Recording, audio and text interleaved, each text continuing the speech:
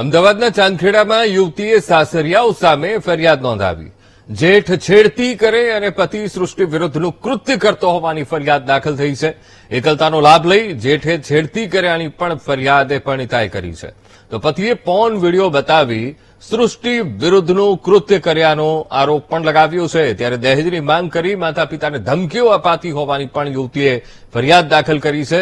ત્યારે matrimonial site પરથી યુવતીએ લગ્ન કર્યા હતા અને પિતાએ 20 લાખનું કરિયાવર આપ્યો હોવાનો યુવતીએ ઉલ્લેખ પણ કર્યો છે. ત્યારે છેડતી, દહેજ અને સૃષ્ટિ વિરુદ્ધના કૃત્યની કલમો અંતર્ગત પોલીસે તપાસ હાથ ધરી છે.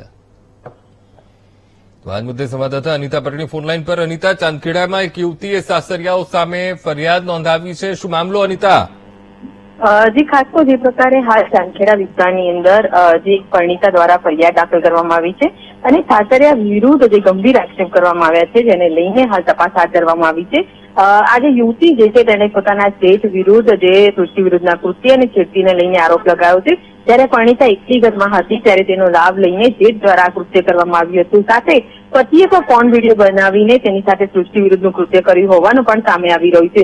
જેને લઈને હાલ તો પોલીસ દ્વારા ગુનો દાખલ કરવામાં આવ્યો છે. સૌથી મહત્વની બાબત એ છે કે જે માતા પિતા જે હતા તેના સાસુ સસરા તે દહેજની માંગ કરીને ધમકી આપતા હતા અને ત્યારે લગ્નમાં તેના પિતાએ 20 લાખનું કરિયાવર આપ્યું હોવા છતાં બી સતત જે તે પૈસાની માંગણી કરતા હોવાના પણ આક્ષેપો છે.